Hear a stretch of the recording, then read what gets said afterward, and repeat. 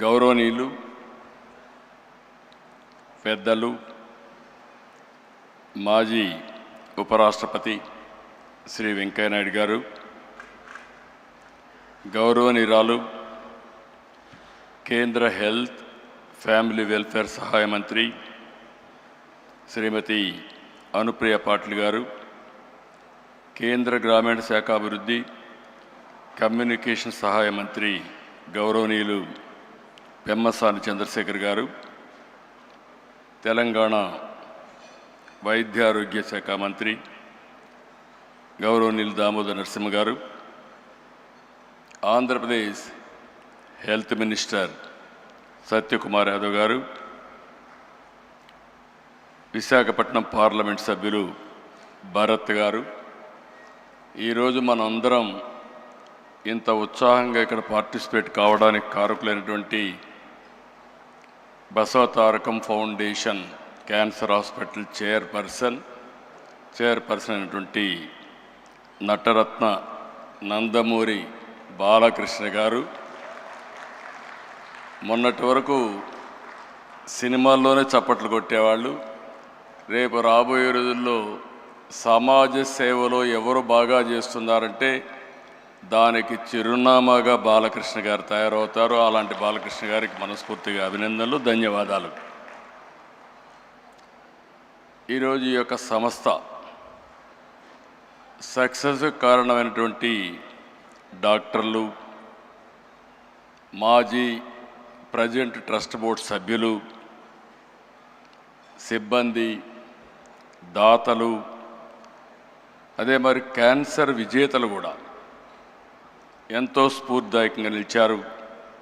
అలాంటి అందరికి కూడా 25 సంవత్సరాల శుభ సందర్భంగా రజతోత్సవ శుభాకాంక్షలు.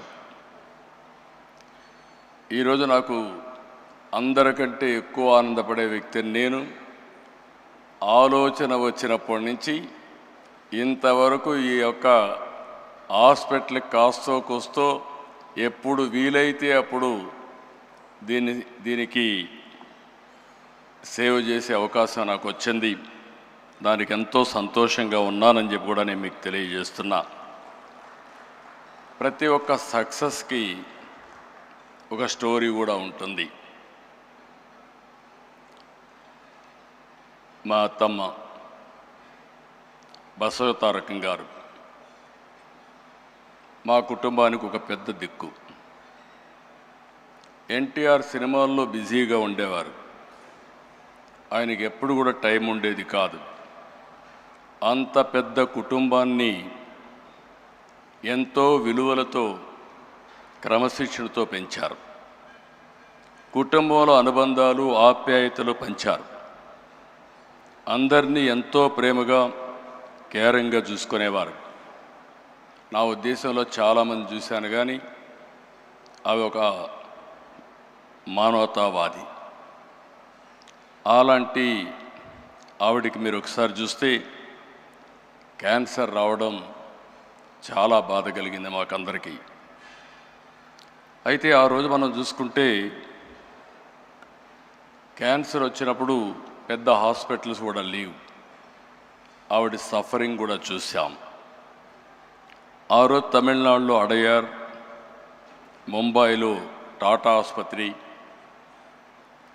ఇలాంటివి 1-2 ప్లేసుల్లోనే హాస్పిటల్స్ ఉండేటివి. ఎవరైనా ఇప్పుడే వెంకయ్య నాయుడు గారు ఒక మాట మాట్లాడారు.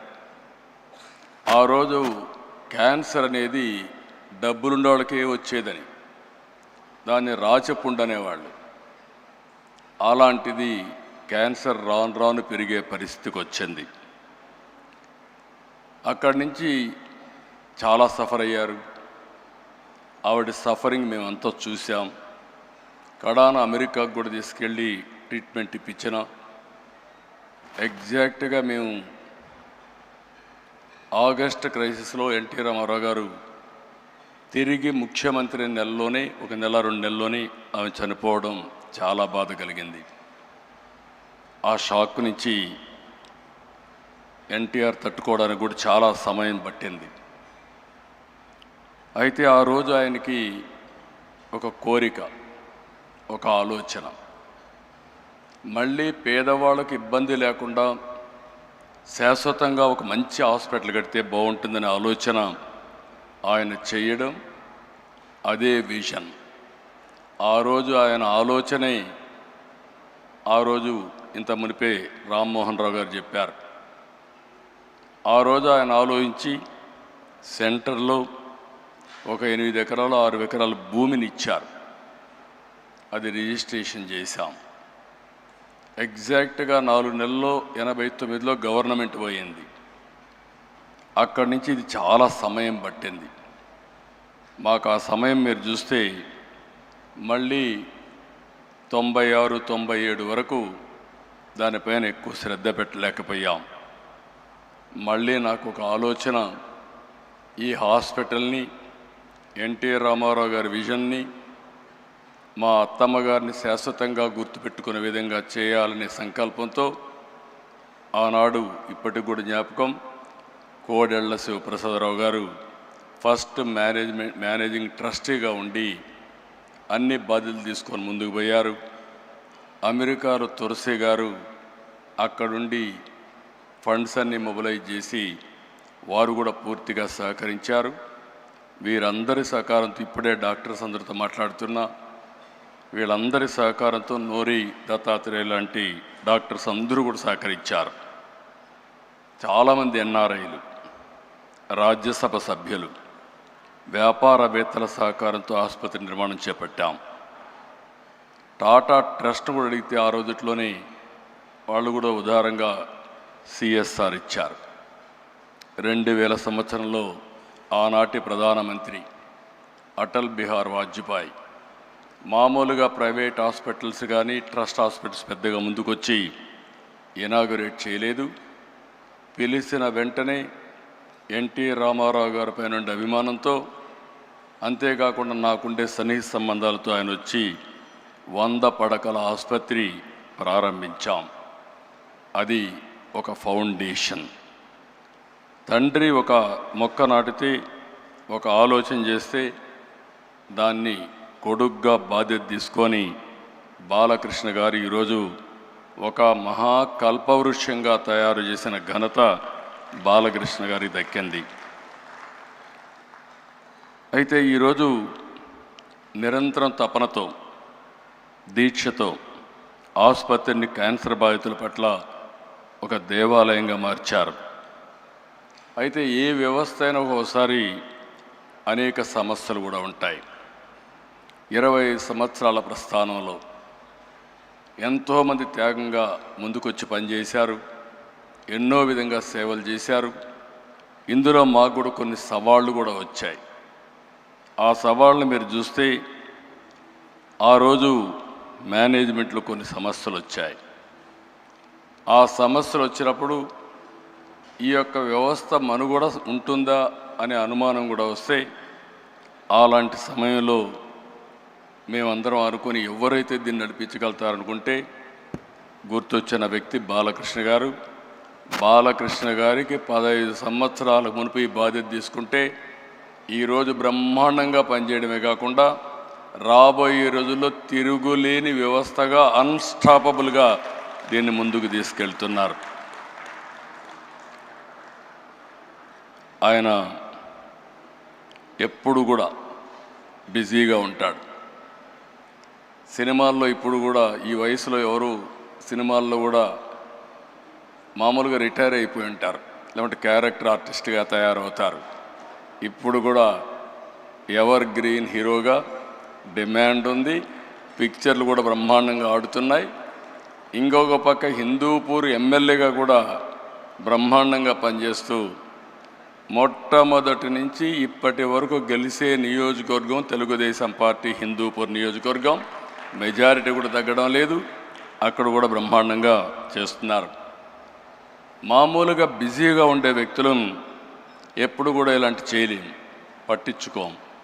ఒక ప్యాషన్ ఉంది, ఒక ఎంపతి ఉంది, ఒక కంపాషన్తో పనిచేస్తూ ఉంటాడు. ఎంత బిజీగా ఉన్న క్యాన్సర్ ఆసుపత్రికి వెళ్ళడం, ఆయన క్యాన్సర్ పేషెంట్తో వ్యవహరించే తీరు చాలా, అంటే ఆయన మనసులో ఒక ఆవేదన, చేయాలనే తపన, అందువల్లనే ఈ సంస్థ ఈ స్థాయికి వచ్చింది. నేను చాలాసార్లు చాలామందిని చూశాను.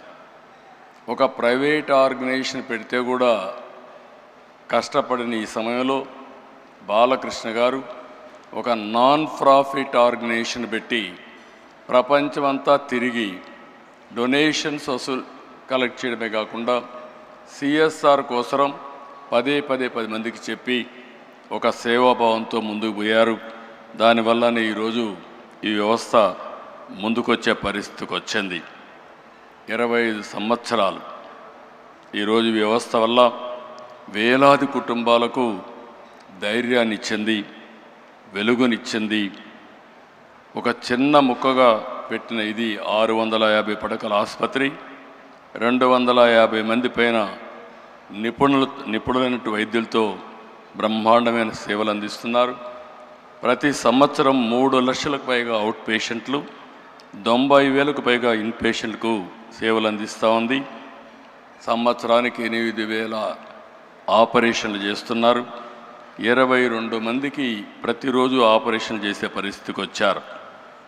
ఇది మనం చూస్తే ఈ ఆసుపత్రికి వచ్చే ప్రతి రోగి కేవలం ఒక పేషెంట్గా కాదు, అతను ఒక కుటుంబానికి ఆశ.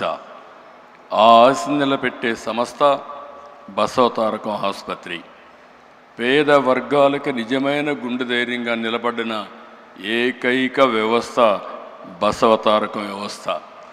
మన రాష్ట్రంలోనే కాదు, తెలంగాణ, అటు 2 రాష్ట్రాలు తెలంగాణ, ఆంధ్రప్రదేశ్, కర్ణాటక, మహారాష్ట్ర, ఒరిస్సా, ఇతర రాష్ట్రాల నుంచి కూడా ఇక్కడికి వస్తున్నారు. ఇంకొక పక్కన మీరు ఒకసారి చూస్తే ప్రివెంటివ్ క్యాన్సర్ కింద 1600 పైన శిబిరాలు పెట్టారు. 3 లక్షల కంటే ఎక్కువ మందిని ప్రీ స్క్రీనింగ్ చేసి మొత్తం స్క్రీనింగ్ అంతా చేసి ముందుకు తీసిపోయే పరిస్థితికి వచ్చారు. నర్సింగ్ కళాశాలలు, పారామెడికల్ విద్యా సంస్థల ద్వారా నిపుణులు అందిస్తున్నారు. మొన్నే నా దగ్గరికి వచ్చినప్పుడు అమరావతిలో హాస్పిటల్ పెడతామంటే నేను పూర్తిగా స్వాగతించాను. 1000 పడకల ఆసుపత్రి పెట్టడానికి ముందుకు వచ్చారు. బాలకృష్ణ గారిని, మేనేజ్మెంట్ని మనస్ఫూర్తిగా అభినందిస్తున్నా, స్వాగతిస్తున్నానని చెప్పి కూడా నేను మీకు తెలియజేస్తున్నా. ఇంకొక పక్కన ఈరోజు దేశంలోనే అనుప్రియ పాటిల్ గారు చెప్పారు, క్యాన్సర్ కానీ అదే మరిగా అనేక డిసీజెస్తో బాధపడే కేంద్రం కూడా అనేక విధాలుగా ముందుకు వస్తూ ఉంది. ఒక్క క్యాన్సర్ మనం చూస్తే 2024లో 15 లక్షల మంది పైన క్యాన్సర్ కేసులు వచ్చాయి. ప్రతి సంవత్సరం 9 లక్షల మంది చనిపోతున్నారు. అంటే ఏ విధంగా ఉందో మనం ఒక్కసారి ఆలోచించుకోవాల్సిన అవసరం ఉంది. ఈరోజు మనం కూడా దీని మీద ఆంధ్రప్రదేశ్ అయితే 2 మినిస్టర్స్ కూడా చాలా ఎలాబరేట్గా చెప్పారు. తెలంగాణలో క్యాన్సర్ కోసం ఏం చేస్తున్నామని రాజనరసింహ గారు చెప్పారు. సత్యకుమార్ యాదవ్ గారు ఆంధ్రప్రదేశ్లో ఏం చేస్తున్నామో అవన్నీ కూడా వారు కూడా చెప్పడం జరిగింది. ఈరోజు మనందరం గుర్తుపెట్టుకోవాల్సింది, క్యాన్సర్ బారిన ఎవరన్నా పడితే ఆ కుటుంబమే కుప్పగూలిపోతుంది. మానసికంగా, ఆర్థికంగా చితికిపోతారు. ఎంత ధైర్యంగా ఉన్న వ్యక్తులైనా సరే ఆ కుటుంబంలో ఒక్కసారి క్యాన్సర్ వచ్చిందంటే పూర్తిగా మానసిక స్థైర్యాన్ని కోల్పోయే పరిస్థితి వస్తుంది. ఇలాంటి సందర్భంలో ఇప్పుడు వచ్చినటువంటి 2-3 చూసాం. చాలా ధైర్యంగా వాళ్ళు ఒక సక్సెస్ స్టోరీలు కూడా చెప్పే పరిస్థితికి వచ్చారు. ఎప్పుడైనా సరే బ్రెస్ట్ క్యాన్సర్లో మనం ముందుగా డిటెక్ట్ చేయగలిగితే మనం చాలా వరకు నివారించుకునే పరిస్థితి ఉంటుంది. దీనికోసం ప్రివెంటివ్, ప్రిడిక్టివ్, క్యూరేటివ్ విధానాన్ని మనం అవలంబించాల్సిన అవసరం ఉంది. నేను ఒకటే బసవతారకం హాస్పిటల్ మేనేజ్మెంట్ని కోరుతున్నా. ఆ రోజు నుంచి ఈ రోజు వరకు చూశాను, సమైక్య ఆంధ్రప్రదేశ్లో కూడా ఈ హాస్పిటల్కి అన్ని ప్రభుత్వాలు ఆదరణ చూపించాయి. విడిపోయిన తర్వాత కూడా 2 ప్రభుత్వాలు, ఏ ప్రభుత్వాలు వచ్చినా అందరూ కూడా సహకరించారు. ఆ విధంగా సహకరించిన అన్ని ప్రభుత్వాలకి, అన్ని పార్టీలకి మనస్ఫూర్తిగా అభినందనలు తెలియజేస్తున్నా. మనం గుర్తుపెట్టుకోవాల్సింది ఈ ఆర్గనైజేషను నాన్ ప్రాఫిట్ ఆర్గనైజేషన్. ఈరోజు దేశంలో కొన్ని మోడల్స్ రావాల్సిన అవసరం ఉంది. పబ్లిక్ హెల్త్ ఒకటే, గవర్నమెంట్ ఒకటే, హెల్త్ సెక్టర్లో అందరూ ఆరోగ్యాన్ని కాపాడలేం. ఇటీవల ప్రైవేట్ సెక్టర్లో కూడా చాలా హాస్పిటల్స్ వస్తున్నాయి. అయితే ప్రైవేట్ సెక్టర్లో వచ్చే హాస్పిటల్లో లాభార్జన ఉంటుంది, షేర్ హోల్డర్స్ కానీ అన్ని విధాలుగా. అలాంటి సమయంలో నాన్ ప్రాఫిట్ ఆర్గనైజేషన్స్ రాగలిగితే, సమర్థవంతంగా పనిచేయగలిగితే నిజమైన పేదలకు నిజమైన వైద్య సేవలు జరిగే పరిస్థితి వస్తుంది. అది రావాలంటే బసవ తారకం లాంటి నాన్ ప్రాఫిట్ ఆర్గనైజేషన్స్ ఇంకా ఎక్కువ రావాలని మనస్ఫూర్తిగా ఆకాంక్షిస్తున్నాను. అది వచ్చినప్పుడే ఇవన్నీ కూడా సాధ్యం అవుతాయి. ఇక్కడ ఈ సందర్భంలో నేను ఒక్క విషయం ఇక్కడ చెప్పాలి. ఎన్టీఆర్ వేసిన ఫౌండేషన్ ఇప్పటికే కొంతమంది చెప్పారు. మేము ఆయన ఆశయాల కోసం ఒక రాజకీయ పార్టీలో పనిచేస్తున్నాం. ఒక ఫిల్మ్ యాక్టర్గా బాలకృష్ణ గారు బసవ తారకం ఆసుపత్రిని బ్రహ్మాండంగా నడిపిస్తున్నాడు. ఇంకొక పక్క డాక్టర్ అయినటువంటి మా మిస్సెస్ భువనేశ్వర్ గారు ఎన్టీఆర్ మెమోరియల్ ట్రస్ట్ పెట్టి, ట్రస్ట్ ద్వారా తలసేమియా కానీ, ఎడ్యుకేషన్ కానీ అనేక సేవా కార్యక్రమాలు చేస్తున్నారు. ఇవన్నీ చూసినప్పుడు ఒక వినూత్నమైన కార్యక్రమాలకు నాంది పలికారు. ఇద్దరు పిల్లలు కూడా కొడుకు తల్లి పేరు పెట్టుకొని సేవా కార్యక్రమాలు చేస్తే, కూతురు తండ్రి పేరు పెట్టుకొని సేవా కార్యక్రమాలు చేసే ఏకైక కుటుంబం ఎన్టీఆర్ కుటుంబం. ఇద్దరికీ డబ్బులు అవసరం లేదు. బాలకృష్ణ గారు ఈ సమయం పెడితే ఇంకొక సినిమాలో యాక్ట్ చేసి కొంచెం డబ్బులు వస్తాయి. ఆవిడ ఈ సమయం ఖర్చు పెట్టి నేరుగా పోయి హెరిటేజ్లో కూర్చుని డబ్బులు వస్తాయి. కానీ ఇద్దరు కూడా ఇక్కడ పేదలకు సేవ చేసినప్పుడు ఉండే ఆనందం అక్కడ వ్యాపారం చేసినప్పుడు కానీ, యాక్టింగ్ చేసినప్పుడు వచ్చే డబ్బులతో కాదు. అది ఆ రోజు ఆ కుటుంబం యొక్క విశిష్టత అని చెప్పి కూడా నేను మీకు తెలియజేస్తున్నా. ఆ పుణ్య దంపతులు ఎక్కడున్నారు, స్వర్గం నుంచి నిండు మనసుతో ఆశీర్వదిస్తారు. ఆ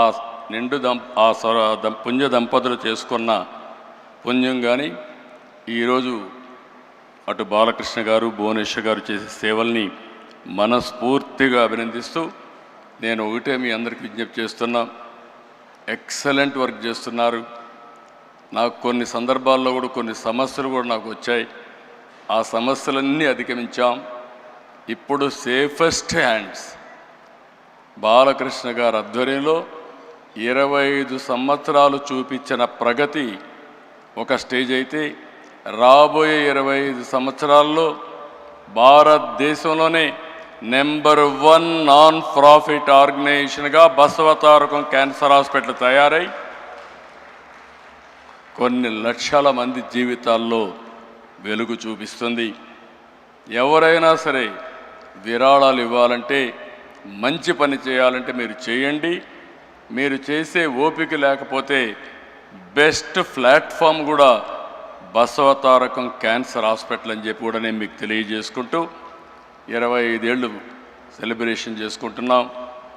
మళ్ళీ బాలకృష్ణ గారి ఆధ్వర్యంలో 50 ఇయర్స్ సెలబ్రేషన్ కూడా చేసుకొని ఈ వ్యవస్థ ప్రగతి కోసం మనందరం కూడా ముందుకు పోవాలని మనస్ఫూర్తిగా ఆకాంక్షిస్తూ ఈరోజు ఇక్కడికి వచ్చిన శ్రేయోభిలాష్ అందరినీ పేరు పేరున మనస్ఫూర్తిగా అభినందిస్తూ అందరికీ నమస్కారాలు. జై హింద్.